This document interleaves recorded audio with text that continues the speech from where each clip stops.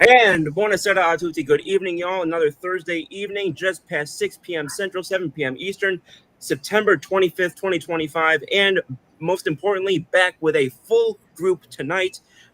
We've got my buddy Brandon Furtado right down here. Brandon, how you doing, buddy? Couldn't be better. Just hoping the rain stays away for this Yankee game. But other than that, couldn't be better.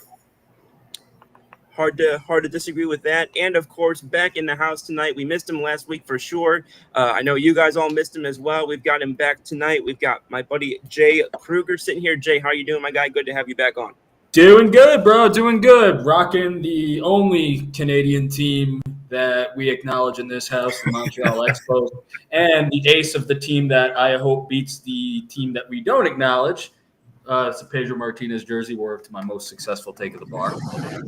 So we're feeling good. We're feeling cautiously optimistic tonight. A lot of work, a lot of road to cover, but I mean, we're doing good. We're feeling good.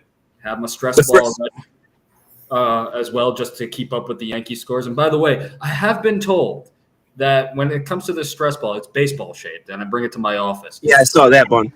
Yeah, I have been told that stress balls are not meant to be thrown at people who give you stress. See, I didn't know that. So valuable lesson to be learned for me today. So the fact that I've never heard you say that before.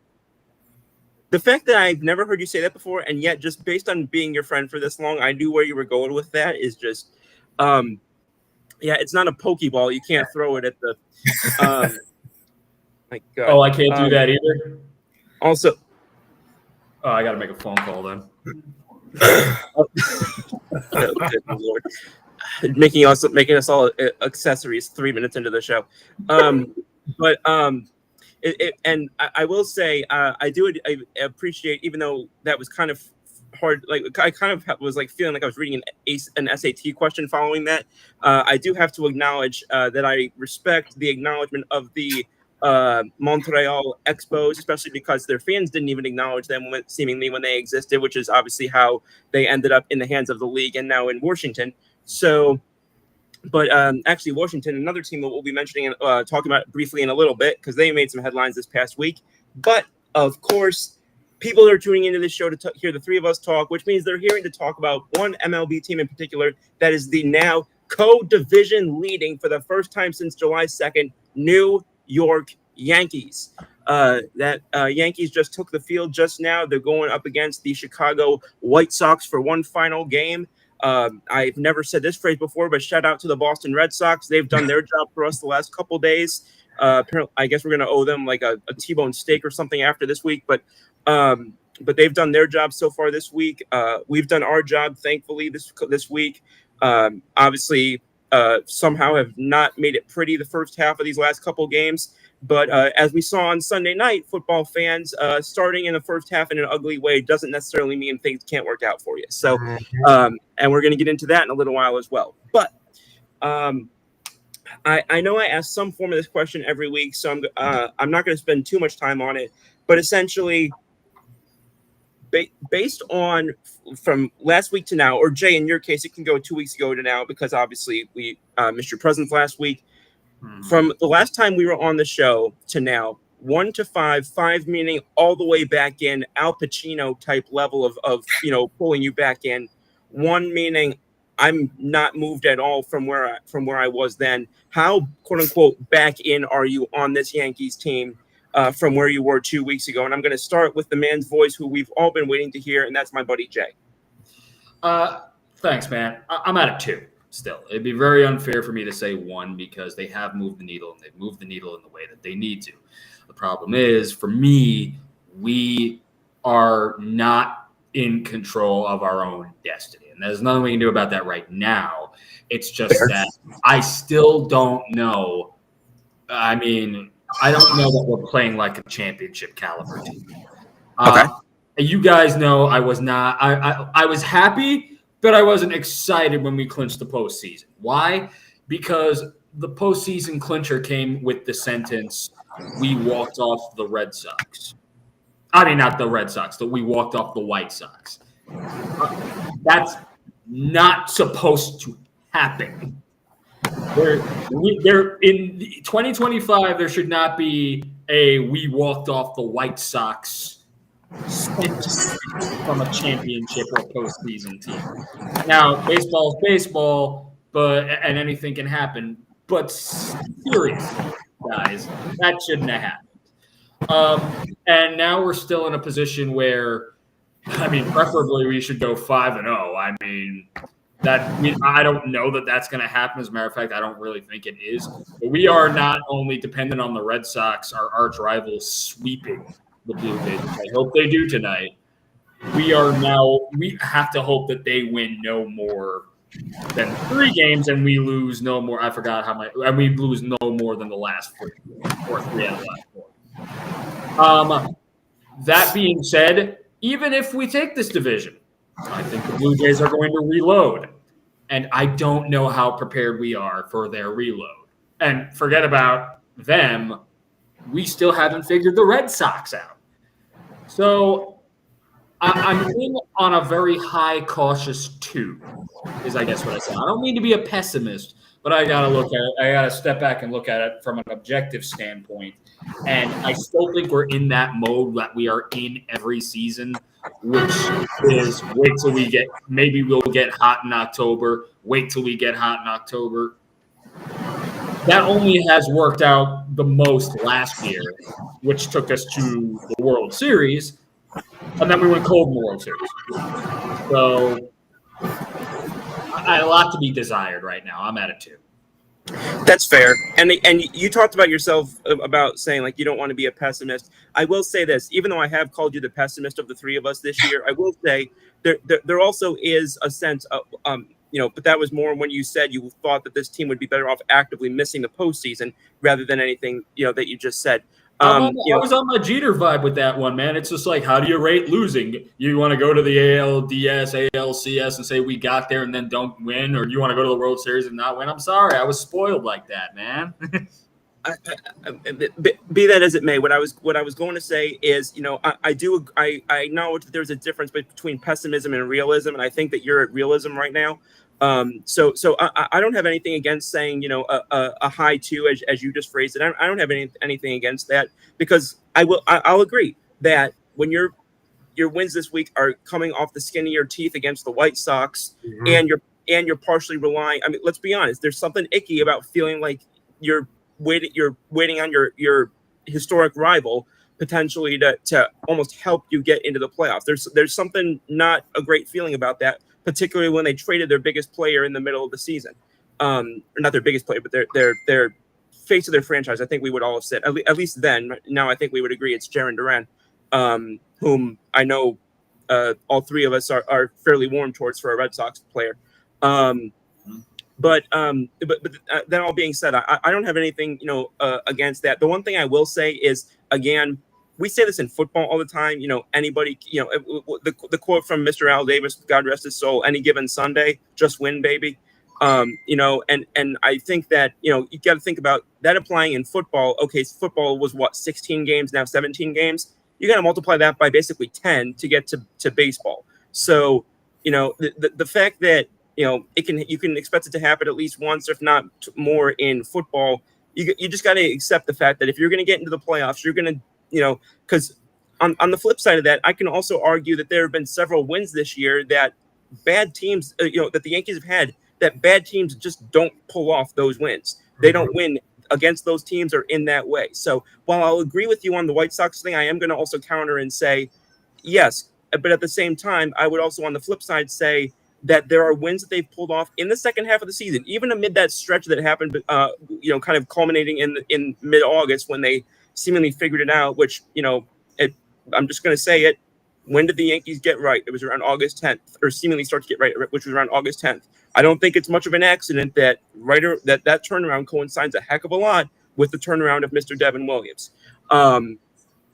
But so again, I wanted to, both kind of acknowledge and agree with Jay to an extent, but also throw that out there as well. I appreciate your 2, and I screwed up that segue. I apologize. But Brandon, take it over from here with the same question.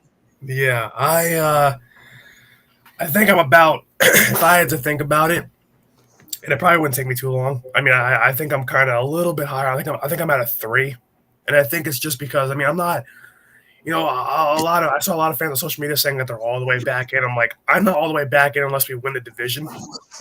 And then I just think that when you've got so much talent, they're this close to winning a division, but you have to. But when you can't control your own destiny, it's like you're only going to kind of feel good coming all the way back like this if you do end up winning that division and getting those breaks. But I just think that I'm somewhere in the middle, so that's why I'll say a 3 because I'm not out on it like I was a month and a half ago, but I'm definitely not all the way back in just because even like what we were saying with the lesser competition. It was last night. We won the game. It was an 8-1 victory. Like scoreboard wise, it was good. What made me angry last night was why it's worried me a little bit. Like now that I've slept on it, still is in that first inning, you had bases loaded, no one out. Yep. Stanton has a 3-0 count, and you end up with no runs in that inning against the White Sox in a bull. That pissed me off too. If there was one thing from that game yesterday that did stick with me, even in the massive win, it was that, and I'll fully agree with you there. Like that's the one thing that I was like, okay, if that doesn't happen, then I'm maybe at like a 3.5 right now. Yeah. Like, but I have to be at a 3 because I have to temper my expectations because did they show up against the White Sox in this series so far? Even the first inning tonight, yes, but those little moments like having to come back against the White Sox in the first game and then struggling in that first inning to score nothing yesterday, that still worries me because if that's better pitching in the postseason, then you're not going to win those games. Right. So it's really kind of starting to that's worrying me a little bit, but I will say I'm still at a 3. So I'm not fully back, but I'm not out on it at all. And here we go again tonight. Bottom of the first. Bases loaded, no one out. The only problem is now it's starting to pour at Yankees. Yeah, I was just going to say, for those who didn't see, Brandon Cuddy is now saying it's raining cats and dogs with bases loaded and no outs, Ben Rice at the plate. Although I will say, other than, Judge or Stanton, who would I want more up at the plate with no outs and bases loaded? It's probably Ben Rice. So, yeah. And the rain's apparently expected to stop in 5 minutes. I'm in the Bronx, so that's what my app. Oh, it's just passing through, right? Yeah, it might be a delay. Although it will kick out. It will kick up probably a little bit more around 8 or 9. This close to the end of the regular season, though, and what's relying on this game, at least for the Yankees, that they will play this game until 1:00 in the morning if they have to. Yeah, they will. They will. And by the way, I'll pause it, and I'll also say, I tell people this all the time: nothing will turn a man into a meteorologist more than when he has an interest in a baseball game being played. I remember when I went to Philly, I was like, there was a threat of rain. I was like thinking about pulling out beakers and shit. Like, 0.11 inches of rain. That sounds like playable weather. Oh my goodness gracious! Yeah, I'll agree with that. And I'll throw on football as well for those of us who had to sit through what happened in the football game a couple weeks ago with the rain. So we'll be keeping our eyes on both the weather and the game there. Also, Rodon apparently had just gotten his Rodon had just gotten his 199th strikeout, so there's that as well. Yep. All right. But pulling back and to throw my answer in there, and I'm kind of not surprised it went in this trajectory where we had Jay at a 2 and Brandon at a 3. I'm not going to say I'm at a 4 per se. However, I'm definitely higher than a 3. So I'm somewhere between. I'll call it a 3+. Just because, again, like you guys said, I'm not going to be rose-colored glasses about the fact that I think this week should have gone better than it did. However, at the end of the day, the runners on, first and, Paul Goldschmidt turning into a pumpkin there, that does not show up when it comes time to figuring out who's seated where in the postseason. Yep. At the end of the day, do I care about how the players are doing? Obviously, yes. But in the macro level of things, I don't care how you do it. I care about you getting it done. Yep. And the Yankees have gotten it done recently. Has it been pretty? No. It would get booed off the stage in a Miss America contest. But moreover, they have gotten it done more often than not, and that's, which is almost the opposite of what we were saying earlier in the season, where we were saying they look so good, but they're not getting it done in the long run. This is almost the opposite, where they look like eyesores, but somehow they're pulling it off. And at the end of the day, I'd rather have what's going to show up in the stat sheet and what's going to show up on the books. So I fully acknowledge the facts that there's definitely still things that need to be improved upon.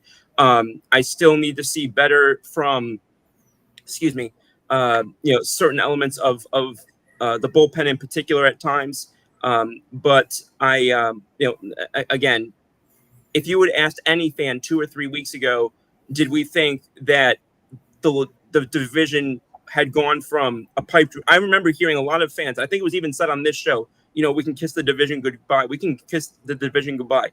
And turn away Aaron Boone skeptics here, but it has never literally been more right in front of us than it is right now. And I'm honestly, I'm excited. I'm looking forward to seeing what they're able to do these next couple of days. Obviously, like I said, I hate the fact that we're relying partially on other teams. One of the things I hate most in baseball is not controlling your own destiny. I hate few things more in life than not controlling my own destiny. But that being said, we are where we are right now. Part of this was the hand we were dealt. Part of this was the bed we made ourselves. Whatever it is that we got here, we're here right now, and we got to play the table as it's laid out and just go forward from there. So I'm a little bit higher than a 3, but I'm also not going to go for the 4 and the 5 until this team really earns that, and they earn it by not only locking in the division, but by showing me that they're not going to stumble into October. So that's where we're at. And it starts with, like last night, playing the White Sox like you should play the White Sox. And Brandon, what was was there any significance to the expression there? Well, they're not playing the White Sox like they should play the White Sox now. Once again, bases loaded, no one out. They got Ben Rice got an RBI ground out, and then Stanton once again, just like he has for the last pretty much week, struck out on the fastball right down the middle. So that's not optimal. At least we know we'll play 5 innings pretty fast.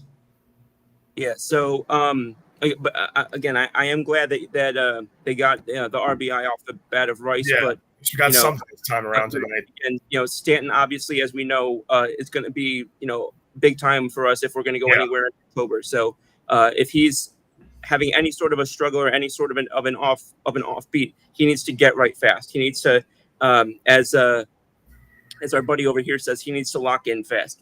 So yeah. But that being said, I said earlier, there are a few people I'd want more up at the bat than Ben Rice. I don't know if there's a player I trust on this roster, pitcher or hitter, more in October than Giancarlo Stanton. Yeah. So if there's anybody I do trust to get right at the right time, it is him. So I will add that. So pulling off of that, we talked a little bit about this throughout the week. There were some interesting things that came up in the Athletic. That's obviously one of the top, if you want to call it, sources or sort of just places where people go for news these days. It has employed people akin to Ken Rosenthal and the like. And on the NFL side, they do these interesting things. I think they do it in several sports, but I see them most happening in the NFL. And they will interview a couple times a year different either anonymous players or coaches or different personnel in different levels. And what they will do is kind of try and get the skinny on the scoop on the what's going on behind the scenes in the league. And one of the things that caught my attention, and I love when they do this, is they had active coaches and executives go through and basically grade or rate the best front offices in the NFL. And so I thought it'd be fun to come on right now, and I'm pulling up this article right now, and I thought since you guys haven't seen this, I'm guessing, and I haven't actually seen it in a couple days, but I thought it'd be cool to kind of go through and just kind of see if you guys can get not all of them obviously, but at least the top 5 in terms of who the panel of both active coaches and active executives deem so. And I think this is obvious, but just in case to clarify, the team, the people voting could not pick somebody from their own team. Just to be, 100% clear on that. That was not something that they were able to do. So this wasn't like, for example, I know he's not there anymore, but this wasn't like Ozzie Newsome could vote for the Ravens. I'm just trying to pull this up real quick. And here we are. So the title was called "Which NFL Teams Have the Best Front Offices, Head Coaches, and Execs Cast Their Votes." So, yeah, I'm just gonna I'll bounce this back and forth between the two of y'all. Let's just go for the top 5. Jay, if you had to guess somebody who you think would have a top 5 front office, give me an idea of somebody you would think would be on that list. Of like 1 out of the 5. Yeah, let's just see if you guys can get the top 5. All right. So the Eagles definitely got to be on there. The Eagles not only are number 1 on the list, but they had the most first place votes with 11, the most second place votes with 7. They had there were just to add this detail as well. The Athletic polled 29 teams, general managers, head coaches, and high-ranking team executives. The Eagles had 177 points. Only one other team had more than 85. So, Fire. The Eagles are.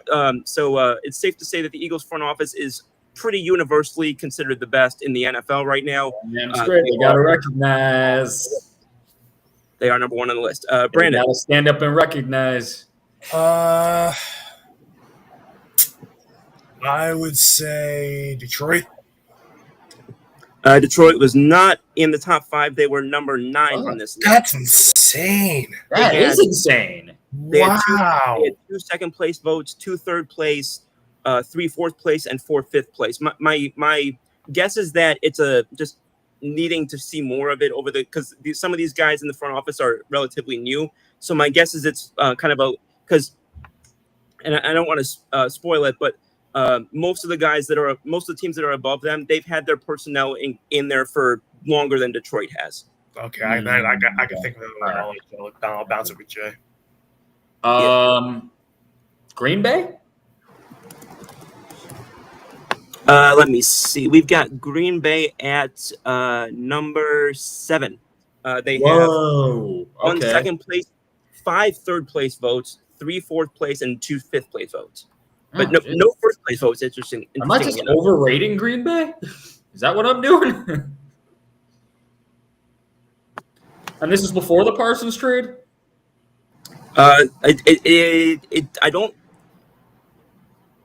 not 100% clear. However, it does say as the 2025 season began, they were asked this, so it's not 100% clear. But it would have been CBS either way then.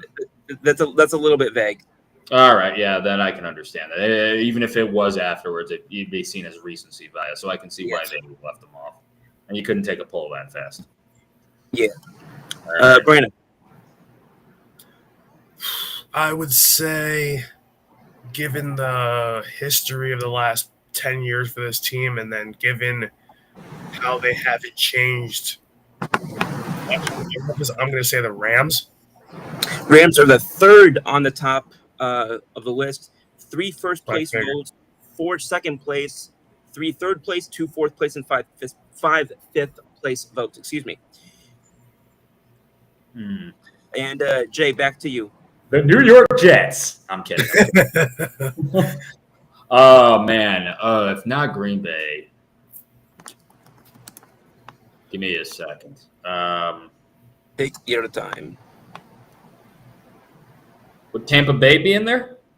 Tampa Bay just missed the top 5. They're at number 6. They're actually technically they're tied with the Packers in the number of points, but they're rated 6 because the Buccaneers got 2 first place votes and the Packers got none.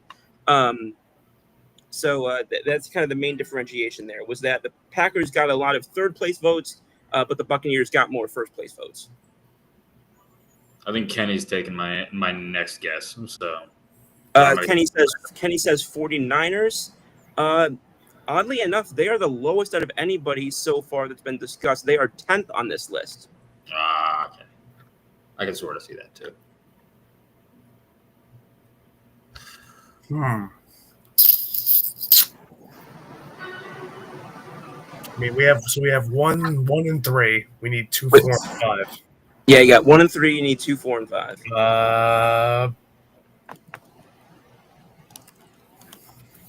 Oh my God.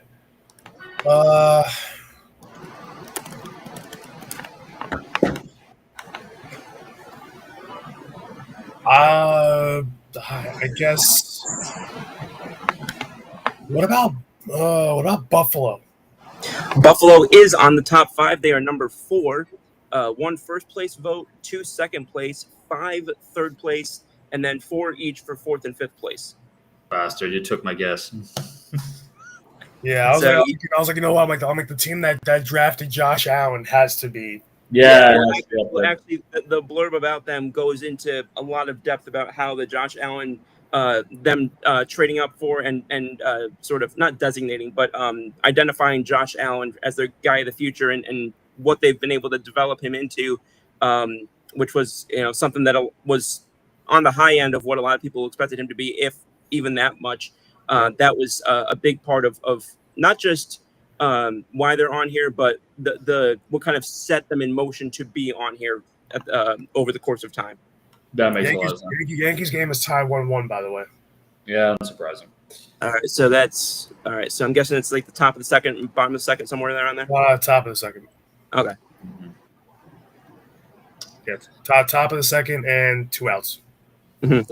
Yeah, I think I'm gonna go with B More, man. Baltimore.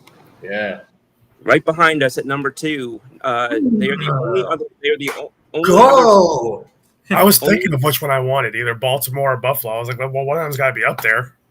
Only other team with more than 3 first place votes, and they have a whopping 9, just 2 fewer than us. And then 6 second place votes, 4 third place, and then 3 and 2 respectively for 4th and 5th place votes. So you've got all the top 4 teams. You just need the number 5 one. Brandon for the walk-off. And Jay got 6 and 7. Yes. So we literally. Oh yeah. Sorry, I for a second I blanked on him taking the Bucks. My bad. Oh my God, And we got 4 out of the 5. You said. Yeah, we have Yeah, one. You got all the top 4. You just need number 5. Yeah. All right, Brandon for the walk-off. Yeah. Watch me, Aaron, judge it. God. I thought we agreed never to speak about that again. Yeah. There we go. Got out of the inning, by the way. 1-1 going into the bottom second. All right. I mean, you guys are thinking about good teams, right? So, I mean, or at least historically good teams. I'm honestly kind of surprised that this one's eluded you guys.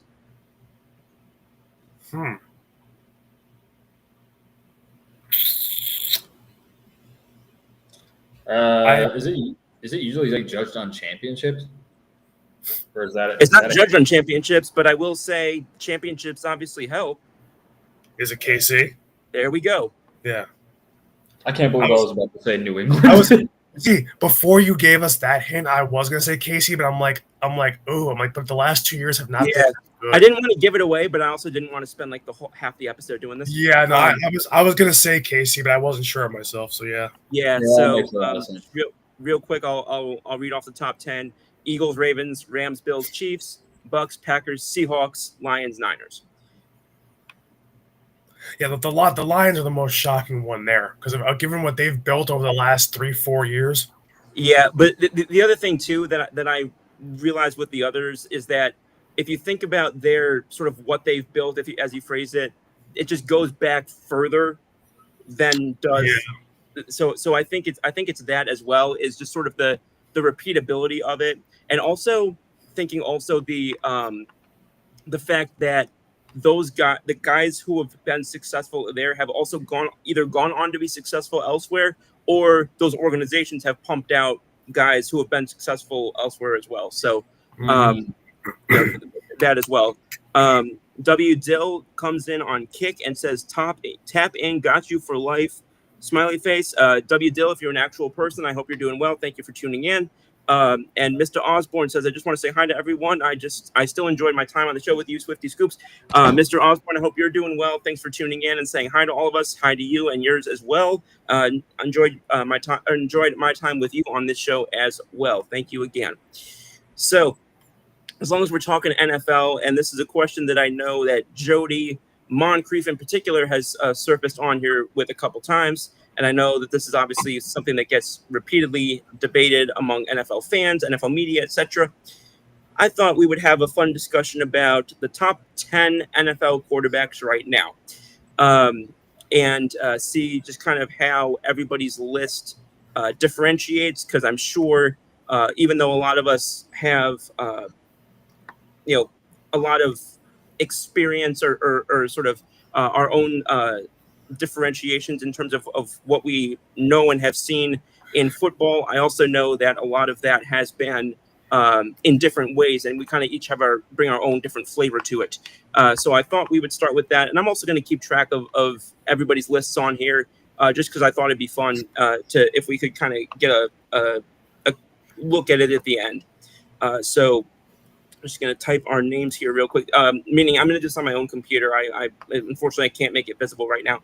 But so if we want to just go around the horn for each number, I'll start with number 10. Brandon, who is your 10th number, or your number 10 quarterback in the NFL? And if you want to speak about it for a couple seconds, please feel free to do so. Yeah, so I'll say 9 and 10 took me a while to come up with. Not a while, but took me, the first 8 kind of came to mind very quickly. Yeah. In probably about 30 seconds in my head, I thought of the first 8. But 9 and 10 were definitely hard. But at number 10, I have a guy that, if he's healthy, should be considered a top 10 quarterback, and so far he's played like one. I will say Jordan Love. Jordan Love is 10. Intriguing. I actually, another example of somebody who has kind of, he was a sneaky one. He was obviously one of the we talk about slow burn quarterbacks who popped later. He was kind of the rare one that still did it with the team that drafted him. He didn't go elsewhere and then pop. He still, and credit to the Packers. They've always been considered to have sort of that secret sauce at quarterback. And, again, they stuck with him when everybody was like, why are they still dealing with this? Move off of him, move on. And they stuck with it, and it seems to be paying dividends. So number 10 is Jordan Love on Brandon's board. I love that. No pun intended. Kenny says Goff is number 10 for him. And Mr. Jay Kruger, what is your number 10 at quarterback? My number 10 at quarterback, and I think he had obviously a great rookie season, and while he might be in a bit of a slump, it was a little tough for me. But I'm going to say my number 10 is C.J. Stroud. Ooh, interesting. Yeah, I was thinking about it. Yeah. Still got a lot of good potential. I do not think C.J. Stroud has hit his ceiling just as yet. And I think he's still going to be a pretty big force to be reckoned with. His rookie year was still amazing. 4,000 yards, 23 touchdowns, 5 interceptions. His rookie numbers are just outrageous. And I think he's going to have a foundation for a top 5 finish pretty soon. Mm-hmm. I love that. And it was interesting because when you started to talk about, rookie and then a bit of a step back so far this year, I actually thought you were going Jane Daniels. So was I. That's exactly what I thought too. But no, that makes sense. I know that there's some split on C.J. Stroud and his ability to kind of get back to what he looked like when he first popped. But I love that. We got a bit of a differentiation there. We've got one pseudo veteran and one sort of new face. I like that a lot. So I'll move on to mine. And this one was kind of in a similar vein to Brandon's pick of Jordan Love. It's another guy who kind of didn't look the greatest and really didn't look the part when he first came on, but has popped later on in his career, although he's popped for a couple different teams than the one that drafted him. He was drafted seemingly ages ago now by the New York Jets, and you guys probably already know who I'm going to say.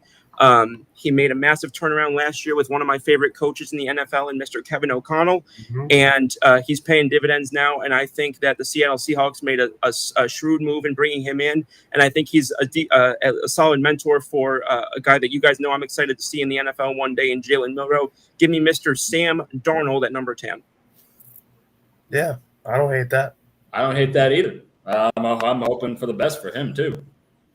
As am I, and this is I'll admit this is a massive turnaround for me. I was not a Darnold fan for several years, even when he was, starting to kind of, get his way, get further and further from the abyss of New York quarterbacking, or New Jersey quarterbacking.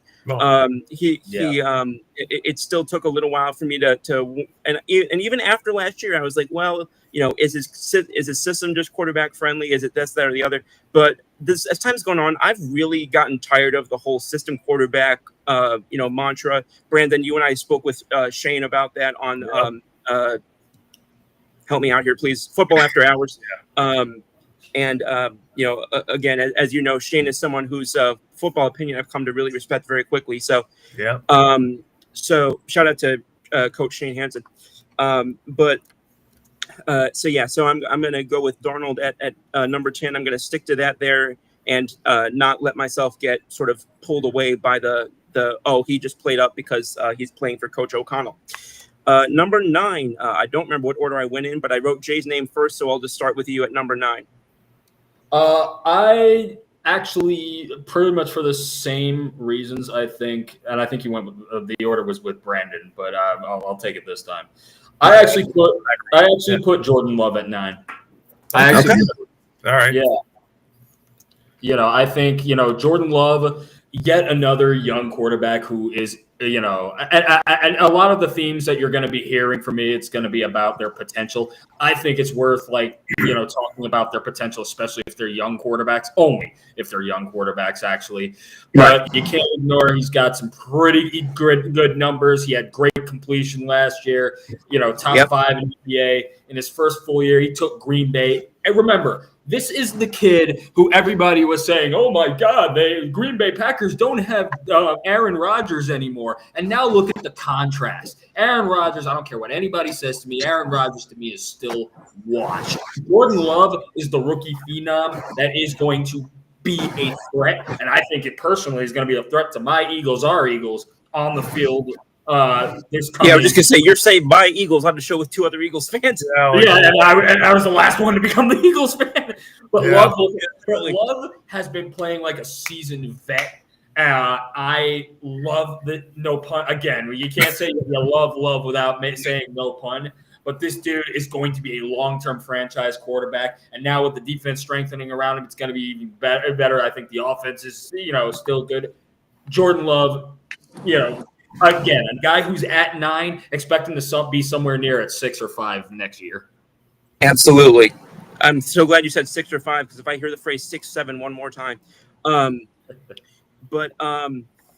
Kenny's here says, go off number 10. He says, is this list in football now or 3 weeks into the season? So the way that I did my list, I heavily weighted going back to the beginning of 24, because in my view, it's what have you done for me lately?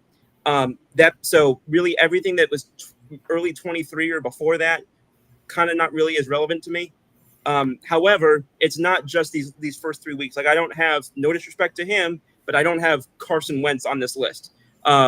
And I'm not knocking, guys who have started out and where I have Justin Herbert in this list is not heavily weighted by his, breaking out the gate this season. The long way to say it is it's in football now, not just for 2025. Kenny's number 9 is Mayfield, which I love to see. Obviously, as a longtime Mayfield fan, I was one of the few guys who was kind of really pounding the table for him. I thought Cleveland royally screwed him over And quite frankly, I think every week I still think he's motivated by giving a middle finger to that team. And I'm sorry, Grandpa, but I love that. Number 9 I think is a solid spot for Mayfield, and we'll see how many lists, if any, he appears on this show. And then so we had love from Jay. Jay was feeling the love tonight. And Brandon, who is your pick for number 9 at quarterback? So before I get into number 9, because we have to talk about also what's going on in the Yankee game as we're going on throughout the night. Aaron Judge just set the AL record for most intentional walks. He has 35 now on the season. Yeah, I'm just gonna say one sentence. For me, I know it's up for everybody. For me, the AL MVP debate is toast unless Cal Raleigh breaks the record that Aaron Judge set. It's over. Back to you, Brandon. Yeah, and I still think even then, I think if he breaks the record, it's close. I think if he doesn't break the record, it's still Judge. But I think so. For me at number 9, I put up a guy who has great statistics, but at the same time, just can't win the big games, and that's either because of his own fault or that's just because the team around him's not great, or at least offensively is not great, or he's been a victim of bad coaching. And I love him. I'm wearing a shirt with the school he went to because I'm a Ducks fan. Number 9 for me is Justin Herbert. All right, makes sense. I think that there's probably a wide cast of people who with whom or who would agree with you, and that makes a lot of sense to me. Kenny says, "Good point, Scoops," but there are a lot of Yankees haters who get to vote. Just saying, I agree with that. However, and again, I don't know how much this holds water. However, there's been a lot of chatter over the last few days from whether it was Jeff Passan, but people who are very respected in MLB analytics, or not analytics, reporting or analysis circles, saying that even with the home run barrage from Cal Raleigh, there's not as much MVP fatigue in voting circles as there appears to be from non-Yankee fans. Mm-hmm. So we got Herbert from. I still get echoes of 2017. So I'm not saying talking about the sign stealing because saying that they and I'm not somebody. Again, what we know now, and this is why I buy into the, if you learn new information, you should be allowed to change your opinion and as long as you're just honest about it.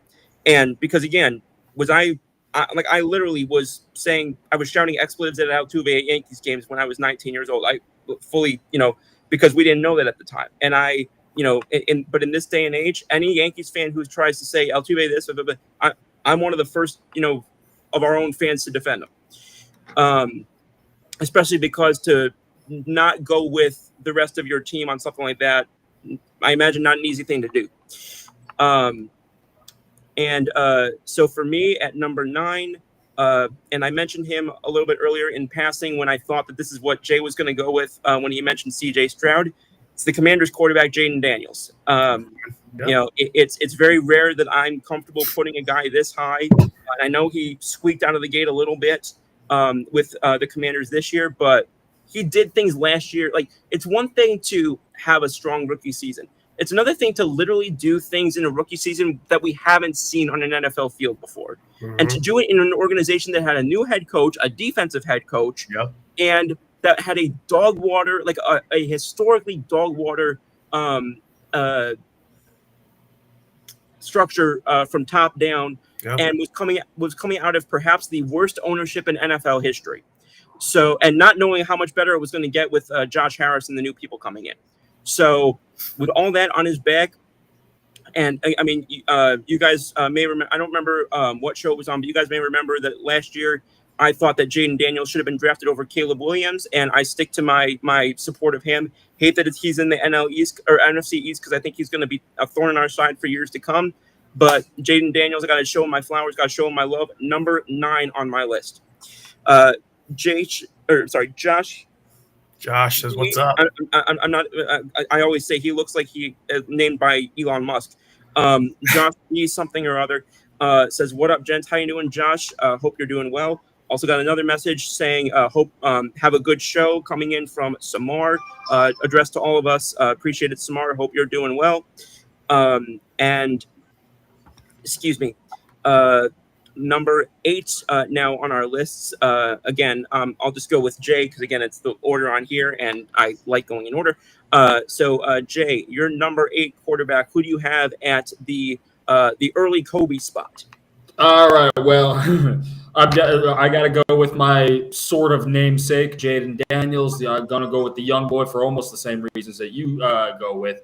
Listen, I don't like to give a lot of love to the Washington football team, but you have to give credit where credit is due. Let's get to the obvious. Yeah, what an organization that has to be in, to put the light way, a transitional organization. That's the optimistic way of putting at it. It's one other thing to have a transitional organization where your rookie puts up 3,200 pass yards, 19 touchdowns, 820 rush yards, top 10 in explosive play.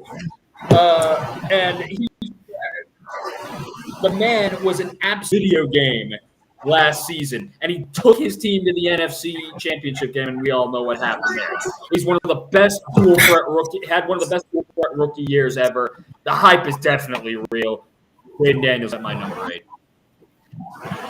Love it, and yeah, and again, I think I don't expect him to be the same way he is right now for all season. So let's not rest on our laurels there.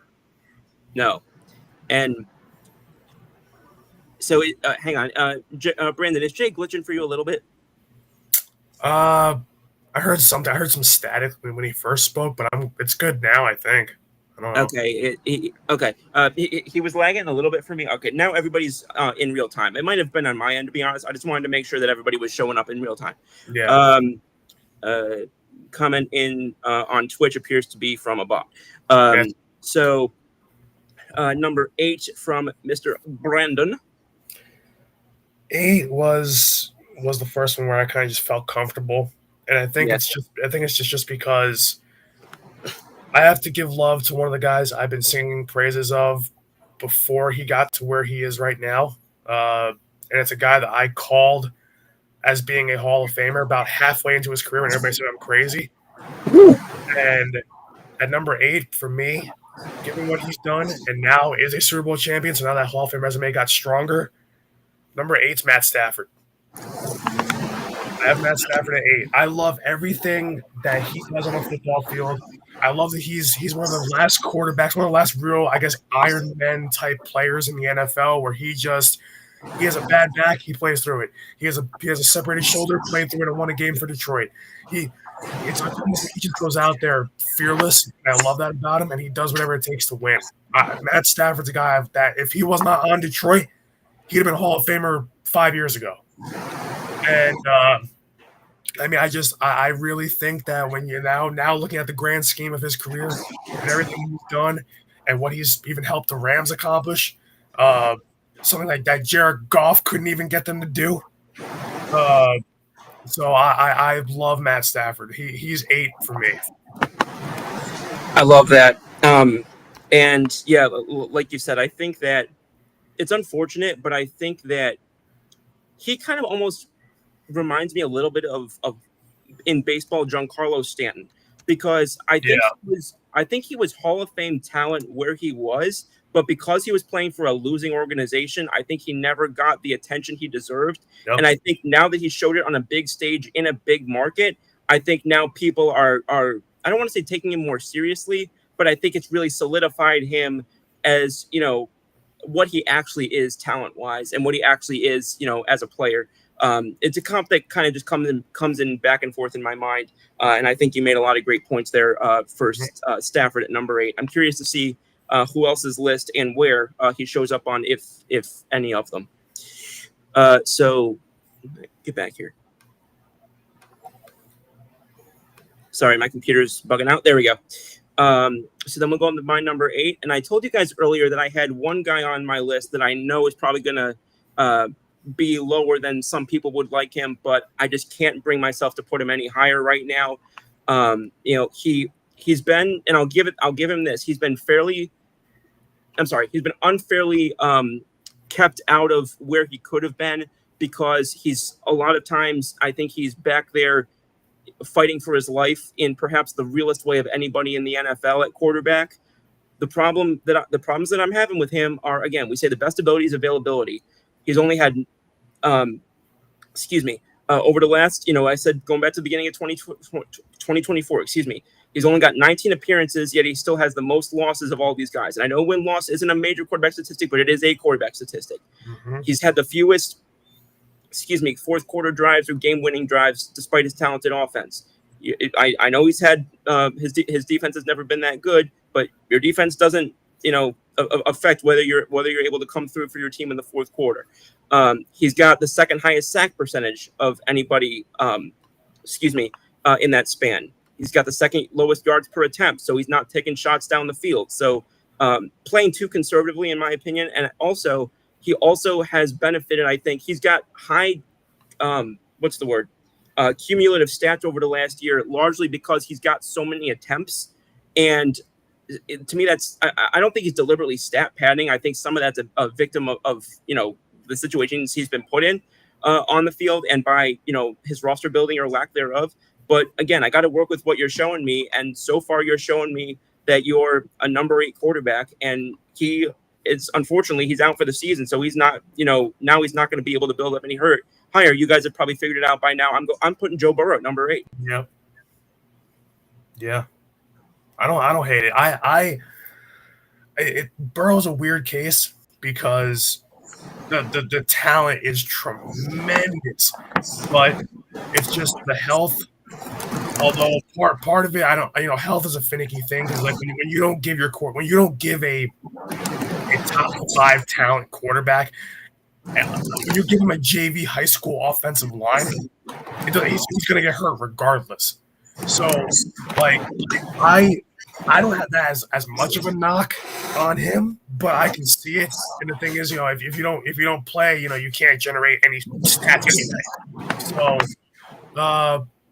but I'm fine with that.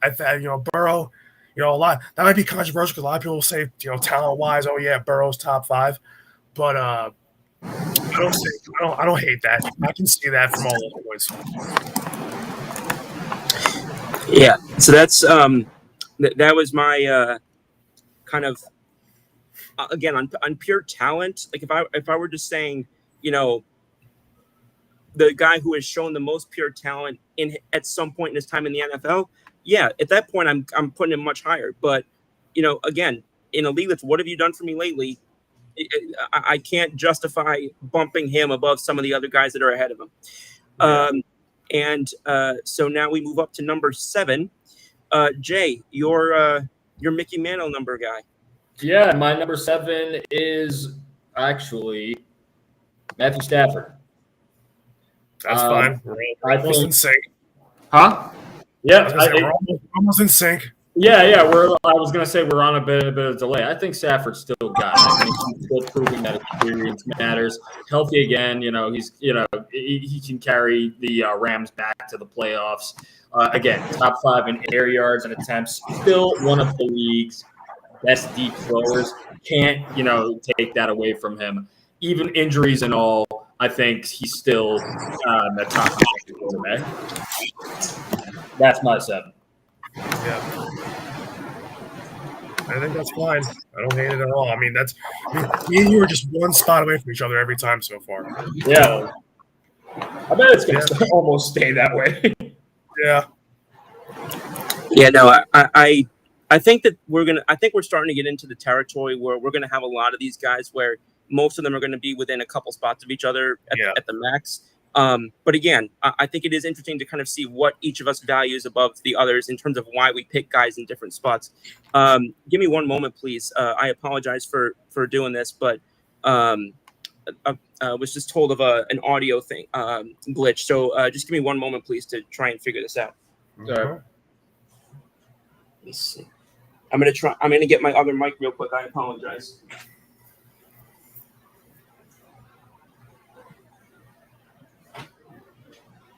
I wonder whose audio it is, though. I'm guessing it's mine because Shane's always complaining about mine on the other show. Or not Shane. Rob.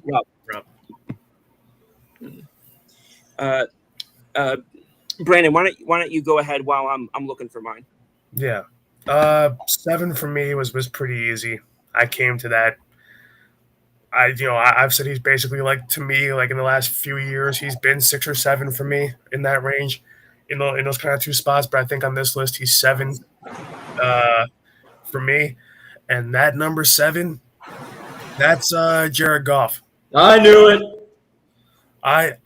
Because I love Jared Goff. The only issue is that, he's not the best in terms of getting it done come playoff time, but he still gets them there. He's still one of the big reasons. To me, he's evolved past the moniker of game manager, because that's what he was early on in his career, but that's not what he is now. I mean, if you watch Lions games, he has the talent around him, but he also is able to make it work and get it done when he has to. He has to carry a team. So, Goff for me is easy, number 7. I can't see how you could have a top 10 list in general, or even a top 7 list and leave him out. I think he fits exactly what Detroit wants to do. That's why he's there. I think that he's got all the weapons that he needs, but also it's not the weapons carrying him. It's him making those guys even better than what they were coming out of college. So I think Goff is definitely a guy that I love a lot. I just need the one thing keeping him from being maybe 5 or 6 for me is the fact that he just can't. He can't win the big game, and a lot of it is on him. But he does have playoff wins. So I think that overall, with what he does, I think 7's easy for him. I like that for him, and that's where I have him. So. Okay, no, that makes sense. And Kenny says real quick. First of all, you guys can hear me, right? Yeah, I can hear you. Okay, just want to make sure, because sometimes when I plug these in, sometimes it's all. The person who was saying that my audio was a little bit gimpy, just let me know if this is any better, please. Kenny says 7, Lamar can't win big games. 6, Mahomes slowly regressing, in my opinion. 5, Burrow injuries or would be top 3. Yeah, I think that's a good list, probably. Yeah, I don't like Mahomes, but I don't know if he's a 6. I mean, are we just talking about 2025 or of times? We'll get to ours. Yeah. I'm not, but even still, objectively speaking, I don't know if I can throw Mahomes all the way downstairs like that. Well, yeah. It's funny that you say that, because my number 7 quarterback is Pat Mahomes. No, it isn't. I'm 100% sure, or 100% true. Lowest touchdown to interception ratio of the guys left that I was looking at, behind only Goff and Mayfield in interceptions. In interceptions. Where did this go? Each of them has double digits more touchdowns than him. He has the highest sack rate of anyone left behind Hurts. Lowest yards per attempt. Lowest yards per completion. Holy crap! Second lowest passing success rate. He got annihilated by Jalen Hurts multiple times in a row, including obviously, as we know, he did. He did in two Super Bowls. Kenny says, "Let's go, Scoops." I will forever respect that Pat Mahomes has had one of the greatest careers in NFL history at quarterback. As of right now, he is, in my mind, around the seventh best quarterback in the NFL. And I cannot thank you guys enough for that segue, because that was one of the best segues the show has ever had. When Jay looked at me was going, "No, it isn't," I was like, how do I tell him? All right. No, I'm airing it out. I'm airing it out, and it makes sense. Jay, you can kick us off at number 6. Yeah, number 6. Again, I'm on a delay with Brandon, so it's Jared Goff. It's Jared Goff. It's Jared. Oh my goodness gracious! It's Jared Goff for me. Listen, one of the things, and I'm not going to double down too hard because it's mostly the same things that Brandon said.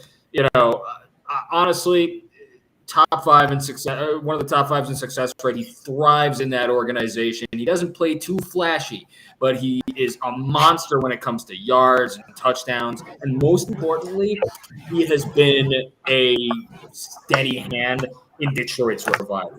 I mean, if there's one thing that you needed in that organization, it's a lot more consistency. And look at where they've come from without him, now with him. So definitely Goff at number 6 for me. Got to go with the good. And just real quick, just to make sure I typed in everything correctly. Your 7 quarterbacks respectively were Jay with Stafford and Brandon with Goff, correct? Mm-hmm. Yeah. Okay, just want to make sure.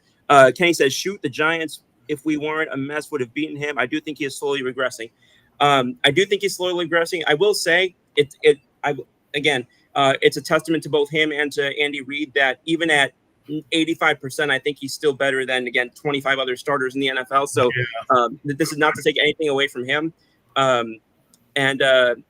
Jay, I like that Goff selection at number 6, the second time in a row that Jay and Brandon have kind of one round apart picked the guy.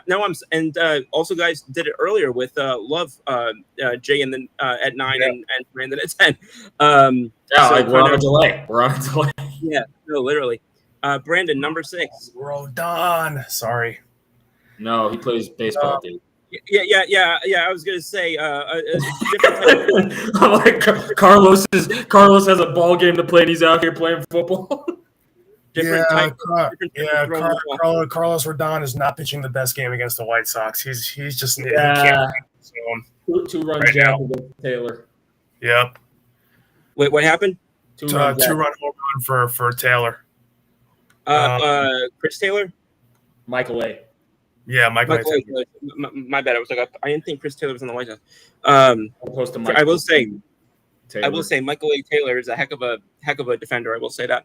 That's his only use. Apparently not.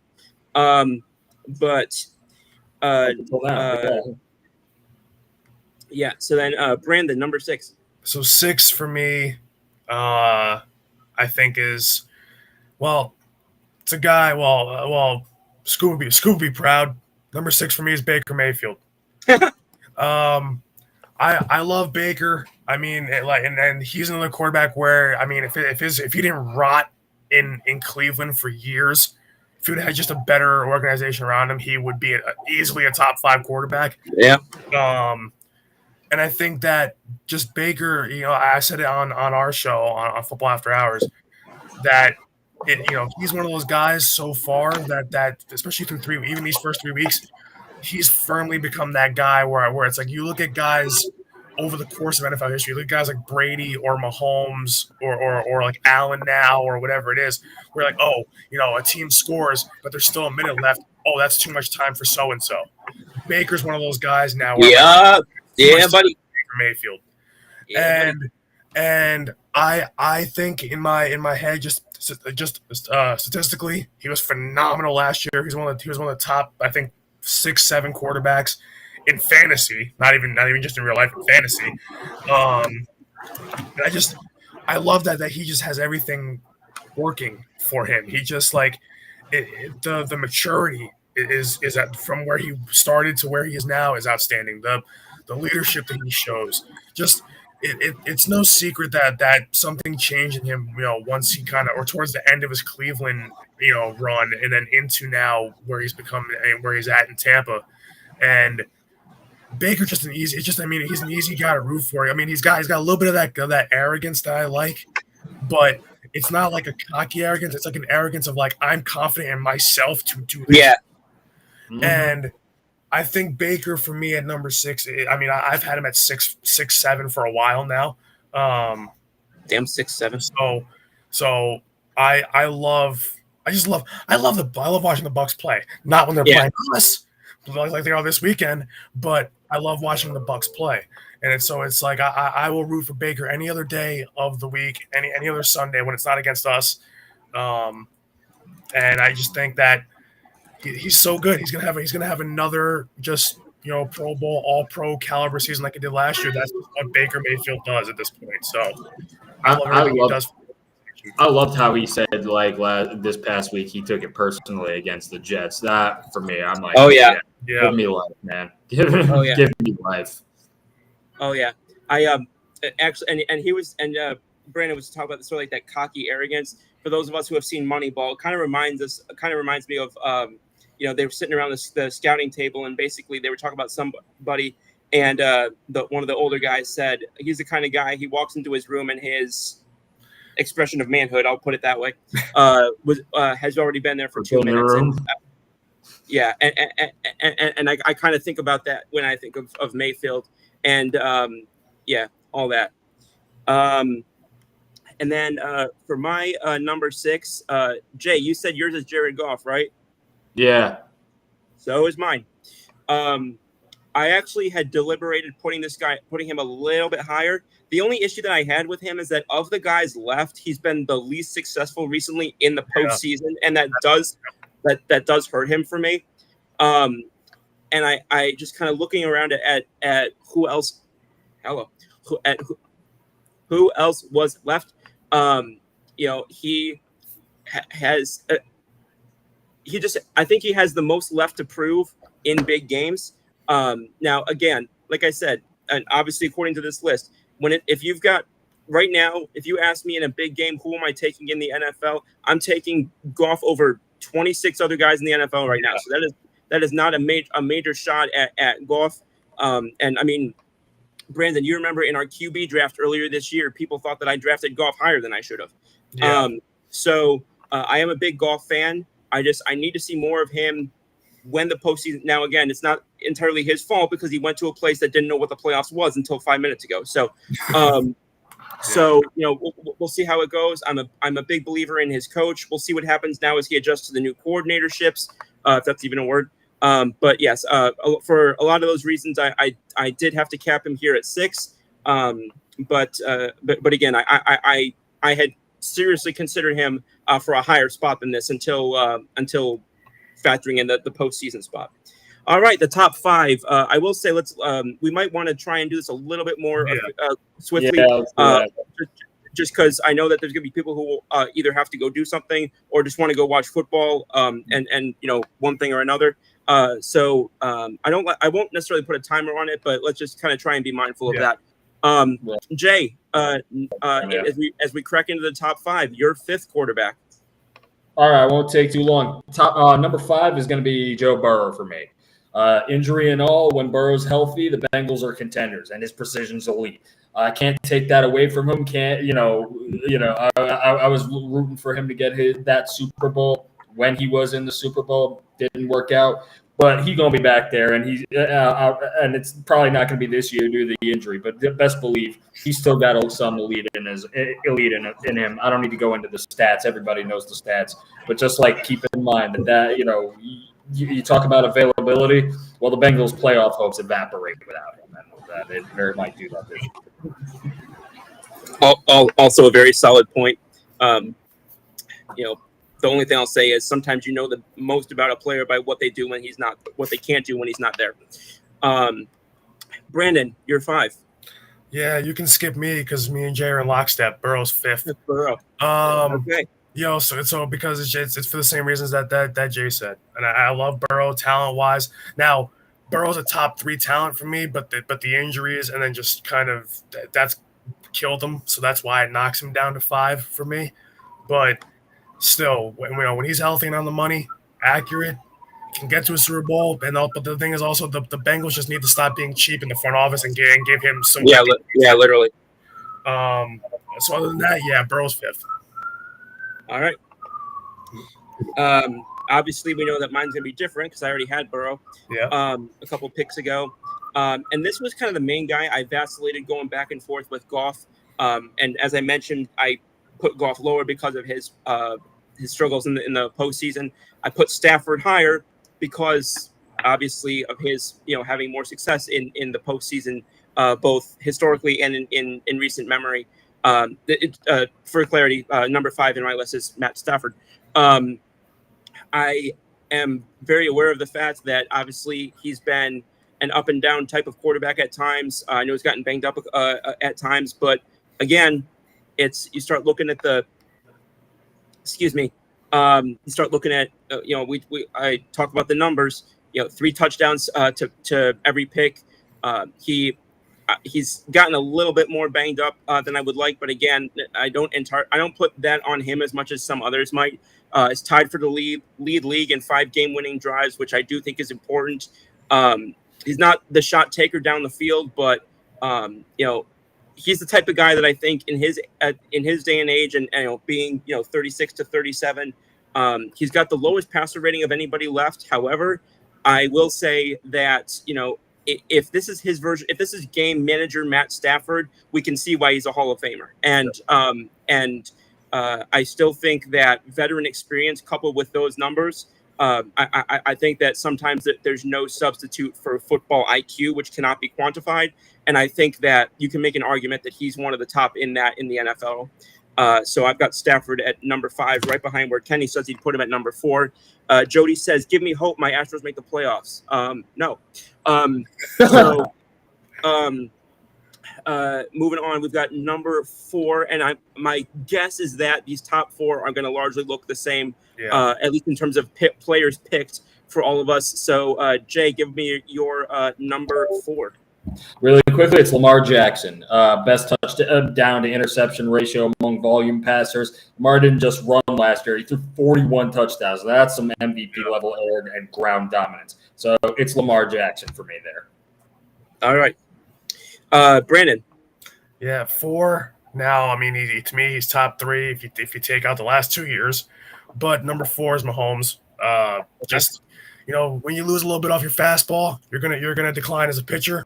So it's the same thing. It's the same thing with Mahomes in the NFL. You lose a little bit, you don't quite look the same. Offense changes a little bit, and they really haven't been. I mean, listen, they won a Super Bowl 2 years ago. I get that, but that team was honestly not good enough to win one. They shouldn't have, but they did. And then last year we showed them what a real football team looks like.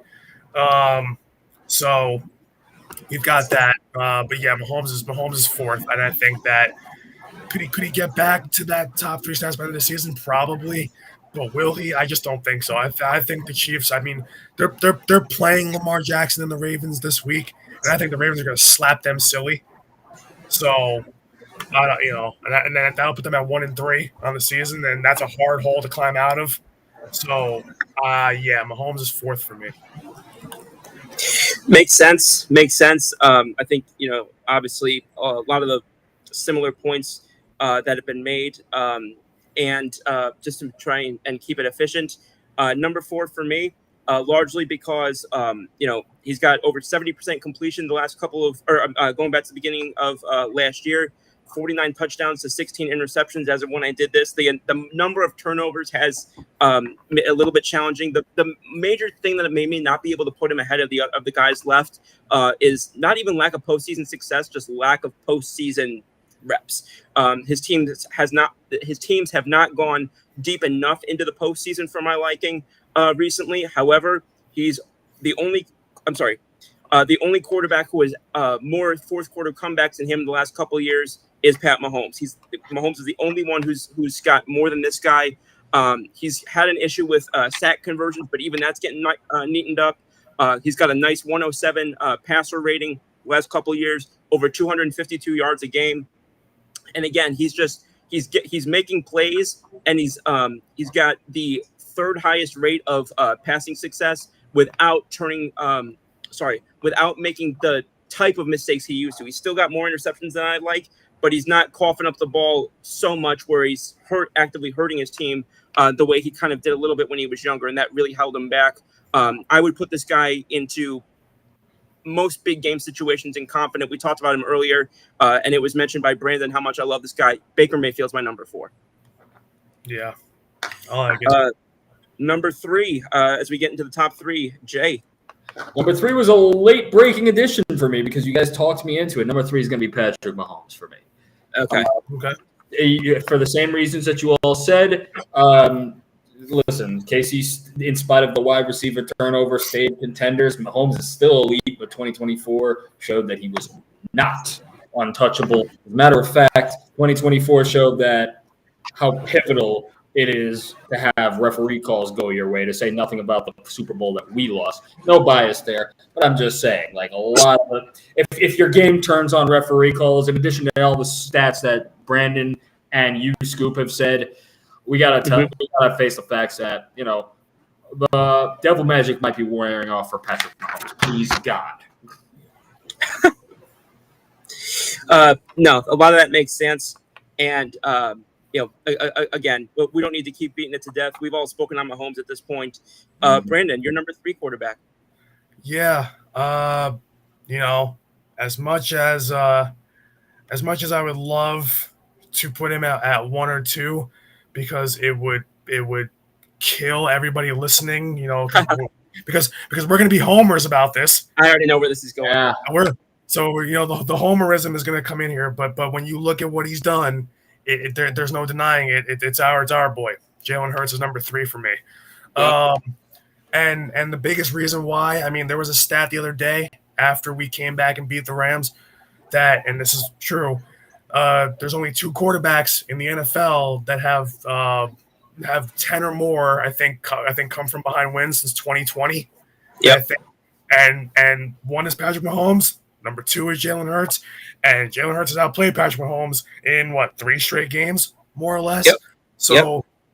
So when it comes down to that, Mahomes is 4th, Jalen's 3rd, and I'm fine. I was saying, for the longest time, Jalen is, top 5, and I'm going to say that he's 5th just to appease people.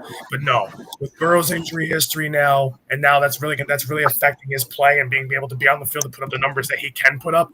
And with Mahomes just sliding, it feels like into oblivion lately. It's easy to put Hurts top 3. Jalen Hurts is 3rd for me. Yeah.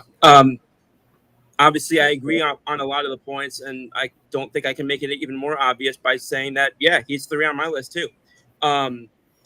He's got, again, you mentioned everything that he said, I know you and I are both over this, but I am so sick and tired of hearing he's not a passing quarterback. Almost 70% completion going back to the beginning of last year, 26 touchdowns, 6 picks. The only reason why he doesn't have more touchdowns is because, he's on the number 1 rushing team in football last year. And again, I know winning is not, wins and losses, I know is not a major quarterback statistic, but he does have more than anybody else. Going back to the beginning of last year, 19-3. He's got a decent, he's got a decent lead on several other quarterbacks in yards per attempt. So he's not afraid to take shots downfield.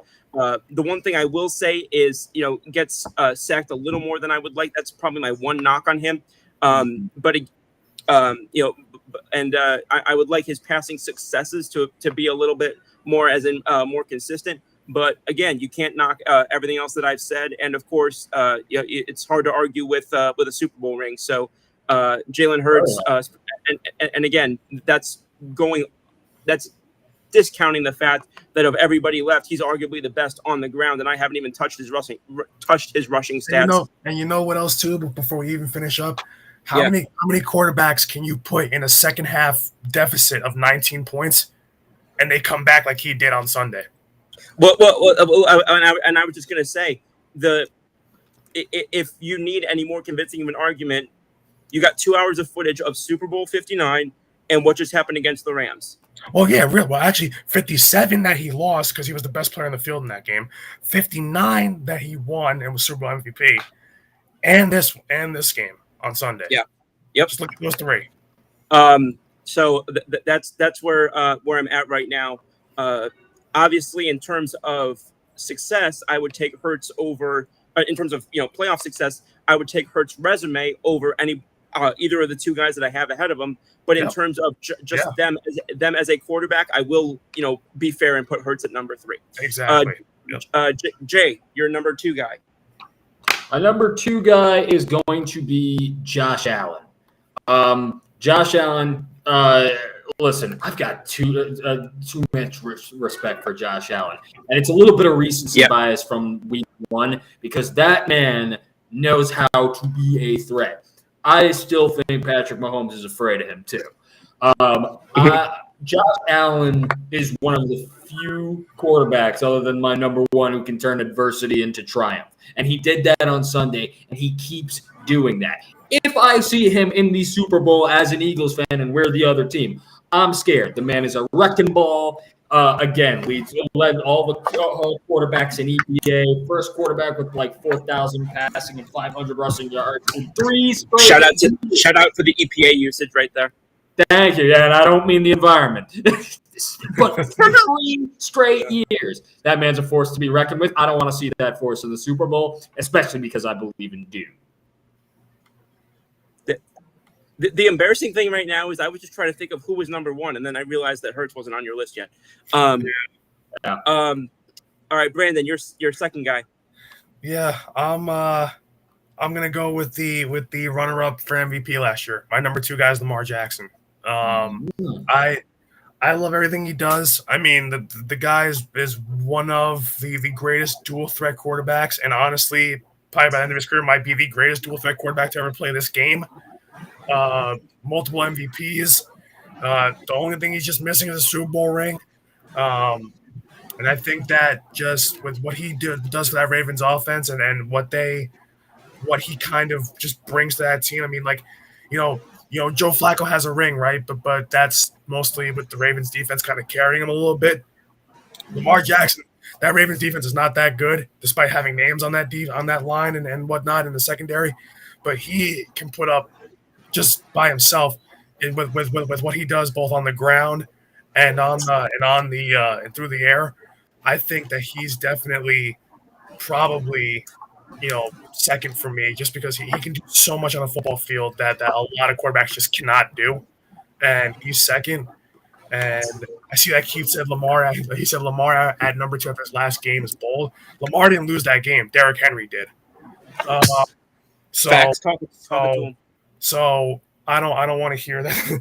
I get it, but then the thing is, that's why I have him at 2, because we'll see who number 1 is. Absolutely. And it's so perfect that one of you picked Allen and one of you picked Jackson, because I don't think it needed to be said that those are the 2 that I'm waiting to name here. And I had a hard time going back and forth between these 2 guys, but then I looked at a couple things, numerically speaking.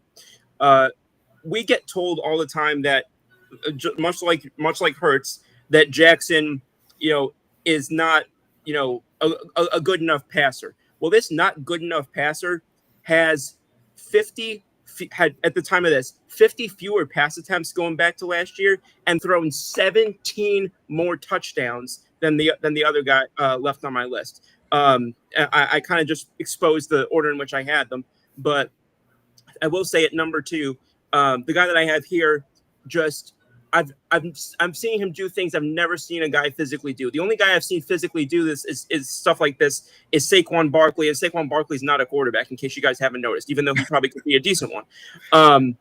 And again, I was a cynic on Allen for the longest time, but the fact that he has proven I can't think of a guy who has proven me wrong more than Josh Allen has.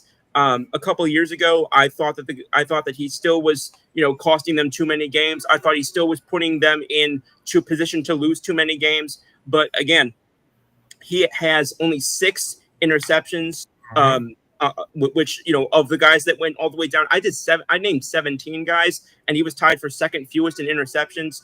And that's with still having the high touchdown rate, the passer rating of over 103, by far the fewest sacks, which is partially a tribute to his offensive line, but it certainly is a tribute to himself as well. Has almost a 1-to-1 ratio of pass success, which is very hard to do. Almost 12 yards per completion, which obviously we know about his arm strength. But he's able to use that arm strength, and he's learning more over time when to put himself in position to be Clark Kent versus Superman. And I think that that's really helped him become not just, a gunslinger, but a true legitimate quarterback that I still believe can win it all at some point, at least win the AFC at some point. Number 2, my pick is Josh Allen. And I hope I just restored some goodwill that I had lost back home after all my criticisms of him. And with that all being said, I think we pretty much know who's at our number one, but we'll just go around the horn quickly. Jay, your number one guy. I'm guessing I know who you're my going to number say. one guy. It's obviously my home boy, the guy, the main thing, keeping it the main thing. It's Jalen Hurts, guys. And I know it's going to sound like bias. I don't care. Jalen Hurts is the best quarterback to be in the league. You want to know why? The man is changing the game. He's changing the game so much that they tried to ban the way he changes the game on a play that's been around for 100 years. And it's still been okay since 2005 by the commissioner's book. It's the tush push. It's unstoppable, and he's the only one who can do it. Don't believe me? Ask all of his detractors. It only works because of Jalen Hurts. Not true, by the way. It works because of the O-line. But we'll take the high praise and the form of criticism where we can take it. The guy just adjusts. Even when he's doing bad, he's not doing bad. He's a second half when you need him type of guy. He's the dude who says, F it, I'll take the ball myself if I have to. He does what we want and why we watch football, not just as Eagles fans, as football fans in general. It's a game where you have to adapt and make adjustments. He does that himself, almost is the coordinator. This guy, you're going to watch, and I hope the league's ready, you're going to watch him play and stay elite. He's not going to get less elite, guys. He's going to be the quarterback as to why we watch football. He's going to be the guy who keeps inventing ways to win. So you can try to ban the tush push. He's just going to find another way. You're going to see him in the end zone if he has to dig a tunnel. You guys remember 10 to 15 years ago? There was a meme. I can't remember what it was. It was something along the lines of like, that's a nice blah, blah, blah. Let's see how that works out for you. Something like that. That's in my mind. I'm thinking, ban the tush push. See how that works out for you. I'm willing to bet this team would miss it a lot. I would be so irritated if they did because I think it's a P5-letter word move. But I promise you, I think this team's would miss it a lot less than we think. Real quick, Keith said, where does Jalen Hurts rank on all-time Eagles quarterbacks? I'll just say it first. Yeah. I can't think of another Eagles quarterback where I can plug him in and think he should beat 99% of the players he faces. Yeah. I'm already looking at Kenny's rugby comment, and I heard Chris Russo with that. And the only difference there is that Kenny, when he talks, doesn't make me think little people are throwing up in my eardrums. Unlike Chris Russo. Here, you want to answer the whole rugby thing? Ask, and this is not just because you're an Eagle. But what is football? Ask Jordan Mailata. Ask Jordan Mailata if it's a rugby play, because it's not. Not even close. It's not the same. Yeah, but even if it was, are we saying that there's no roots in football and rugby? See, I see. Listen, I get that Jody and Kenny. I get you guys are saying it's a rugby play, but it's not. Do you guys actually watch rugby? I don't think you do. It's not a rugby play. Get off my lawn! It's rugby. There is no. First of all, rugby doesn't have like quote unquote plays. It's played almost like a soccer match is. And second of all, ask Jordan Mailata himself, who's played rugby. It was a rugby play primarily. Yeah. And I think that when it comes to Eagles quarterbacks on the question we got here, I think that you could say McNabb, like some older generations might say McNabb at one, but McNabb also showed up to the Super Bowl hungover and didn't play well. So I'll criticize him for that one. McNabb's my number 2, but I mean, yeah, I'm with Scoop up with Hurts at 1. Exactly. Yeah. He wouldn't have gotten away with it if it weren't for you meddling kids in your rugby play. Oh my God. Yeah. So then here's the thing too with the rugby play. Before we get too far off topic, also, do you know how many times the Eagles ran that play in the postseason last year, in the playoffs last year? They ran it 4 times. Yeah, I was gonna say it couldn't have been more than 5. So do you know how many of those, and especially in the last 2 games when they scored over it was 95 points in the NFC Championship game and in the Super Bowl? Do you know how many touchdowns they scored off of it? 2. It's not like it would have mattered. Yeah, it's just Is Jalen Hurts good because is Jalen Hurts overrated because he runs too much or because he gets the tush push too much? Because two things can't be true. No. Wow, I'm literally drinking coffee in real time, and I'm the one who's like the most like teed up. Oh, by the way, also here's another thing before we get to my number one. Stanton just cleared the bases. Thank you. I done told y'all earlier in the game. I said as soon as on this pitch on my camera, it looked like he used the wrong head for that. But regardless, I done said at the beginning of this show, if there's anybody I believe in to lock in and to get right at this time of year after a little bit of a struggle, it's my boy 27. There's a lot of comments here I'm going to try and get through quickly. Got that whip in the arm from Keith. Then it's the whole bunch of rugbyism. And then Jody says Donovan and Norm Van Bronklin are better. Kenny says I don't want my comments to come out wrong. Who am I to say that? I just don't think that I think not just tush push, but all the plays where O-line and players push should be stopped. And I want to give credit to Kenny. I've known him for years. Kenny is one of the most objective people in sports you'll ever meet. I'll give that to Kenny.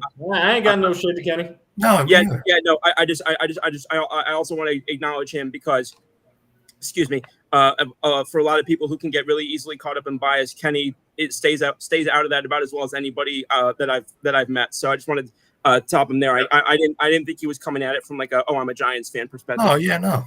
Oh no, Jen, I didn't even know you were a Giants fan. Yeah. Yeah. Yes. Ask the left tackle of the team that runs it. LOL. Yeah, we just talked about that. Keith says, just go back 20 years in 2005, they changed the rules. Well, this is part of the problem. They change the rules every damn year. And started allowing players to push the ball carrier, just go back problem solve. Yeah, people say, oh, well, if you do it for the offense, then you have to change the rules for the defense too. Okay, I don't care. Do it. Yeah, do it. And here's the problem I have with I'm not the one who told him to do that.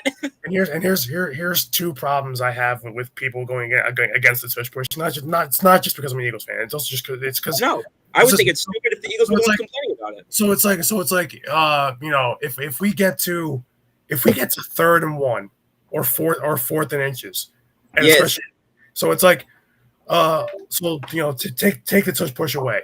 Do you really think that the offensive line of Philly's gonna get pushed back on 4th and inches? Do you really think that's gonna happen? Hell no. And I'm not just that, but even this is what Trevor Lawrence, an NFL player, NFL quarterback, said this in the offseason. Allegedly. Yeah.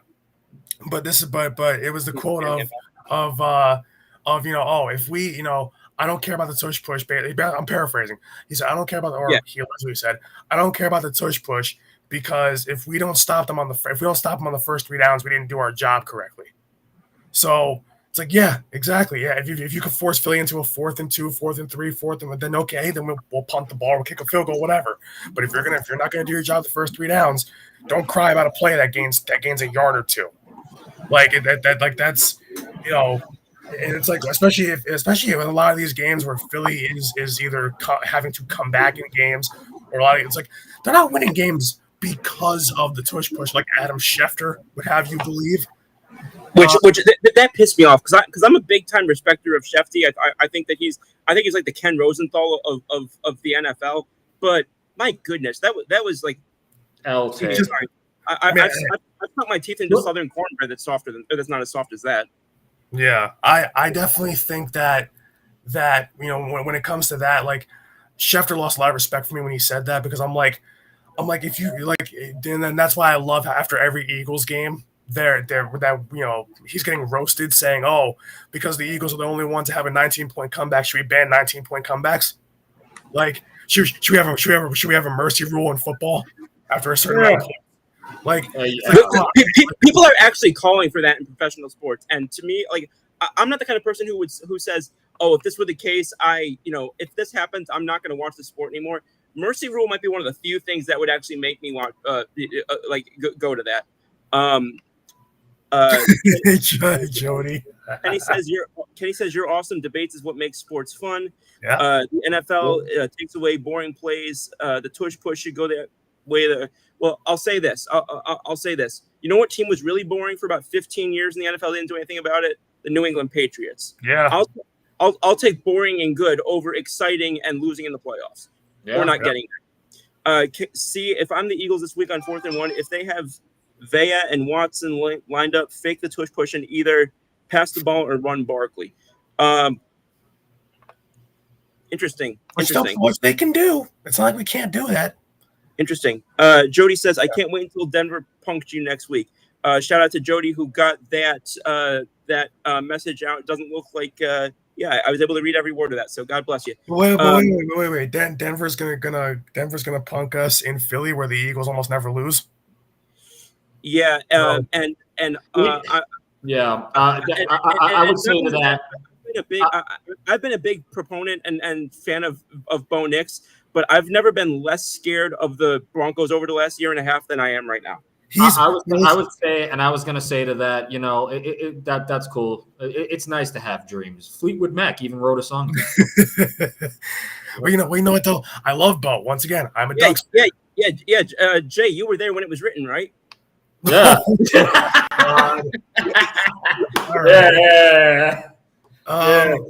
Joke's on you. I always tell people I'm 32 in dog years. Yeah.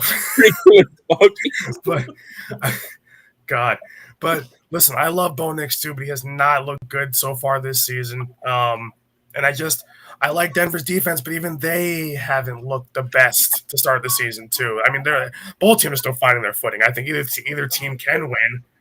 And I just don't know if Denver's going to be the team to knock us off. If anything, I think because the Buccaneers have our number, I think they'll knock us off before Denver does. And because our defense is kind of banged up this week too. A lot of our guys are banged up this week, so we pull this off. We gave our number ones, didn't we, or did we not? Did we give our number ones? Did we finish giving our number ones? Yeah, no. That's why I was gonna. I honestly don't remember who. If we did or didn't, I think Brandon had to go and I had to go. Yeah, it's Josh Allen, reigning MVP. So that's easy for me. And the thing is, Josh Allen being the reigning MVP, I'm not going to put anyone over him, and then at least not right now. And so far, start this season, he has beaten Lamar out. That's why I have Lamar at 2. But Allen's definitely number 1 for me. And the thing is just cutting down the turnovers. So I really love everything that Josh Allen does. A little strong. The guy's big, one of the biggest, strongest quarterbacks we've ever seen in this league. So I love Josh Allen. Yeah, entirely fair. And again, I've defended him probably more than I've defended anybody but Jalen Hurts. Maybe it's just because I love this type of quarterback, but also just because he deserves it. Almost a 10% touchdown rate for somebody that we're told can't throw the ball. Less than 1% interception rate. Passer rating of 123. Again, for somebody we're told can't throw the ball. That's not bad. And then, or at least can't do it well enough. Has over a 51% success rate in passing. His touchdown to interception ratio is almost 11.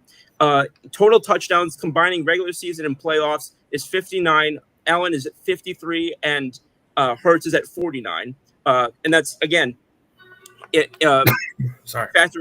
in the discrepancy in games they played.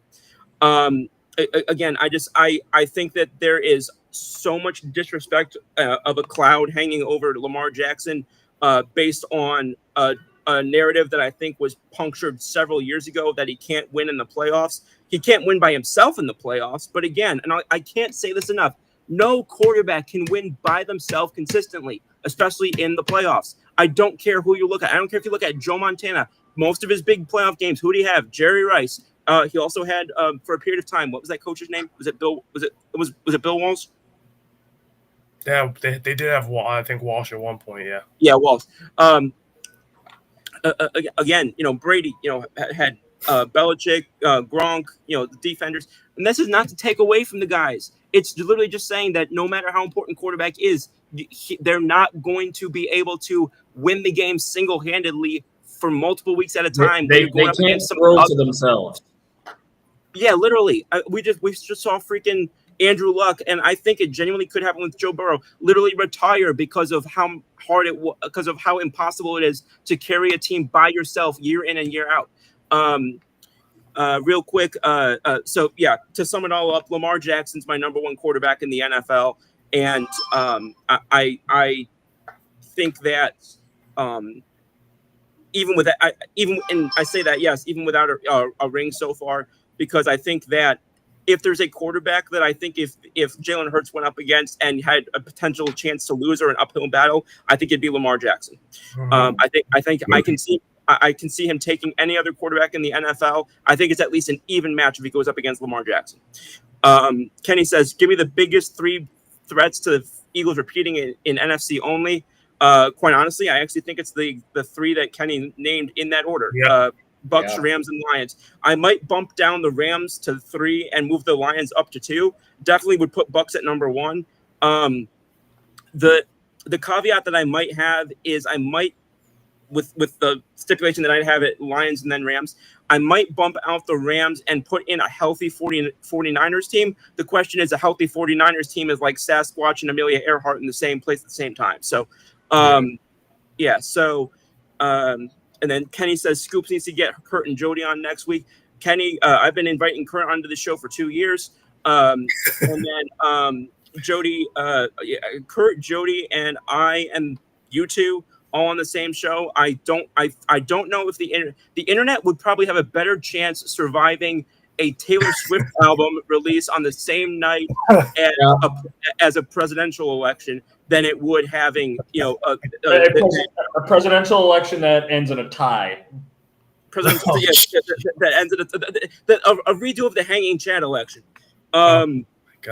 Kenny said, all joking aside, Eagles, in my opinion, haven't played. See, that's what I was saying earlier. And thank you, Kenny. Like I mentioned earlier, but that's what I was saying earlier is I can look at this and say they're 3-0, but they, their offense hasn't been, this, that, or the other. They've been too penalized. I'm looking at it as, they're not playing their cleanest thing, and they're still 3-0. So again, I think I'm pretty good at being objective. I just am not seeing anything that makes me believe that. Not that it's not going to be hard to because obviously it's hard to repeat or almost impossible to repeat for a reason. But to believe that this is the best team, a chance the team has had to do it since it last happened. Yeah, I genuinely believe that, and I don't think we've seen many reasons not to. Nobody coming from a Giants fan, nobody if Eagles have home field. Again, respect to Kenny. Kenny, I know you're working tonight, so I greatly appreciate the amount of time you spent on with us tonight. I said that we were going to try and wrap this thing up so people could go watch football, and we've done a really poor job of that. But let's be honest. Seahawks, Cardinals, or this was better entertainment. Yeah, this. So I want to give a shout out to the people who I'm going to go through really quickly and make sure that I didn't miss any big comments.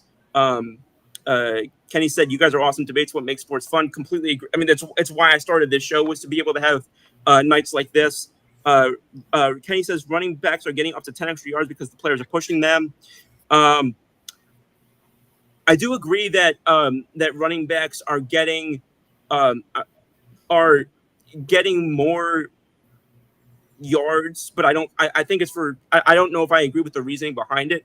I would say that players are having more opportunity to run before they get hit is the way that I would put it. Jody said Donovan and Norm Van. I think he's saying Donovan and Norm Van Bronklin are better, but honestly, it looks like he's trying to transcribe something my mom's physician handwriting wrote. But all love, Jody. Best chance to stop it, though, fellas, is this week Vita Vea and the 465-pound guy in the middle. Yeah, okay, so we're going to be facing the guy that they've been calling the tush push killer this week. So that should be some fun stuff. And I'm pretty sure, that was everything. So, all right, thank you so much, everybody who stayed on. We've got some really solid viewership right now, despite the fact that this went way longer than I expected. We do usually try and get off in time for Thursday Night Football, but for those who did stick around, thank you so much. Jay and Brandon, thanks so much for everything y'all did tonight. I know I say this a lot, but I really thought this was one of our top episodes. I I can't thank everybody enough who helped make that possible. And we'll be back next week, our first October show, Thursday, October 2nd, for one of the best months in sports and, of course, the best month in baseball season. And we'll be looking forward to seeing, I think by then we'll know most about how the first round of the playoffs is going to play out in terms of seeding and scheduling wise. So looking forward to jumping in on that. And until then, have a great week ahead. Enjoy week 4 of the NFL.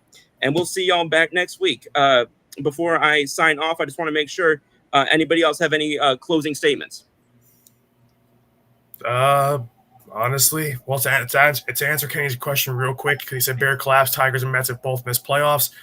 I think the Tigers, the Mets have just a history of just being kind of chokers, for a better word. Tigers, with all the talent they had to blow a 15.5 game lead, That's insane. is just absolutely that's insanity. So I think it's the Tigers, and I just think because the Tigers have bigger aspirations than the Mets did this year.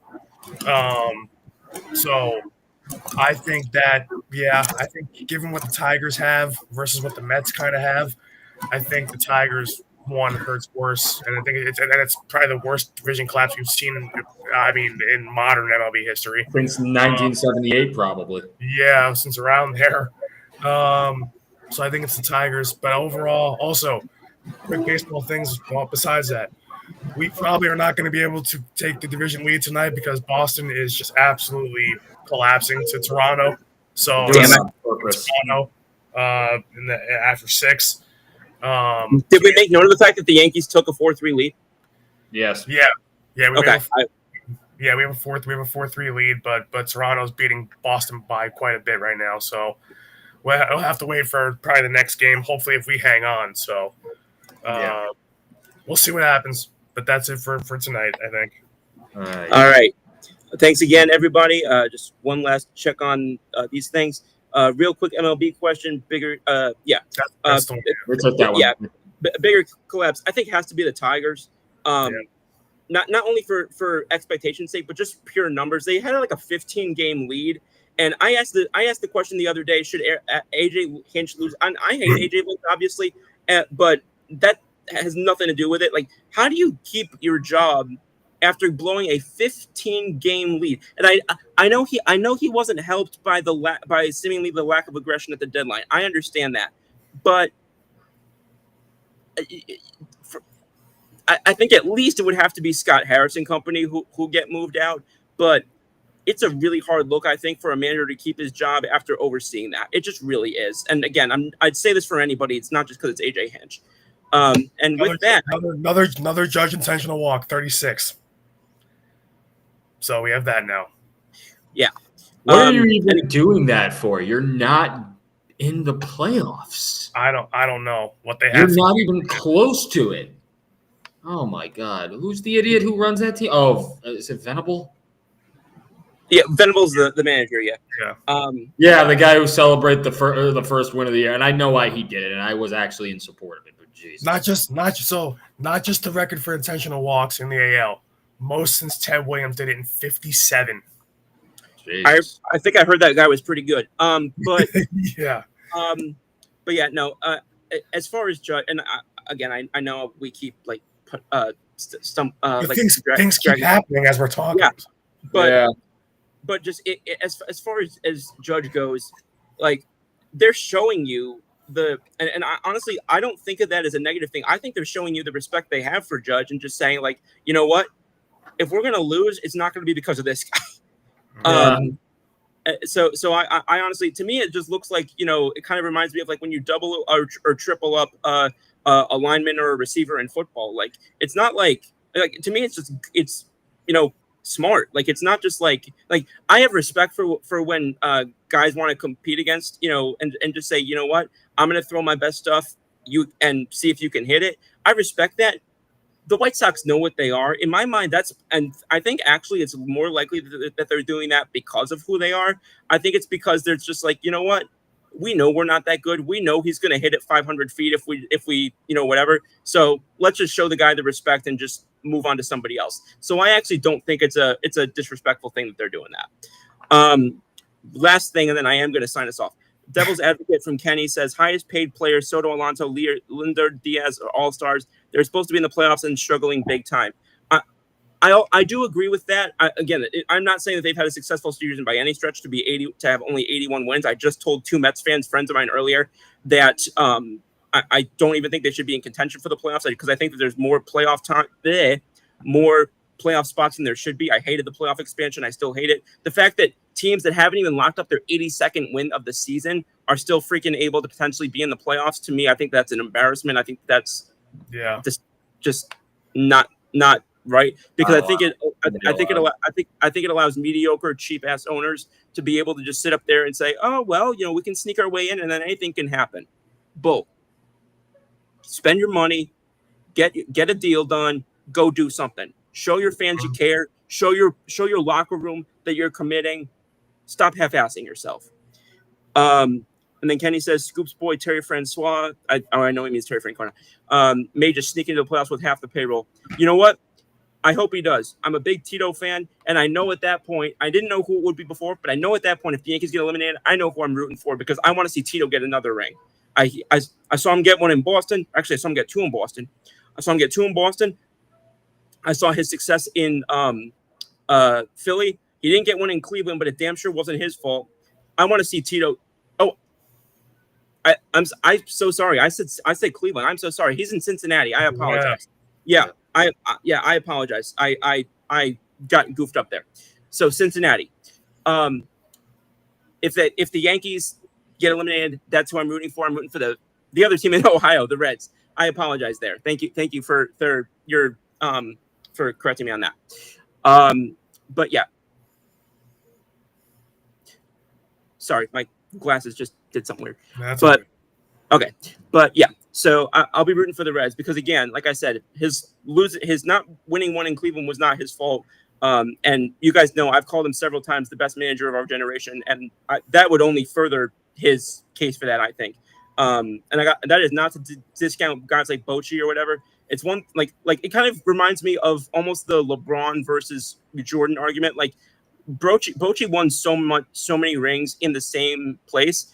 Francona has gone to several different teams, turned around losing organizations in different places, and won every place. So to me, it's kind of he's almost like the LeBron of baseball managers, and Bochy is almost kind of more like the MJ of it. And again, I think it just kind of depends on what you value more. If you want to say, and if you go back to basketball, if you want to say MJ's the GOAT, I ain't gonna argue with you. If you want to say LeBron's the GOAT, I ain't gonna argue with it. And people actually, and I still hear people say Kobe, and I'm certainly not gonna argue with that. But that's for another time. Okay, thank you. See you next week. Same Scoop time, same Scoop channel. Scoop, Jay, Brandon, and my Larry.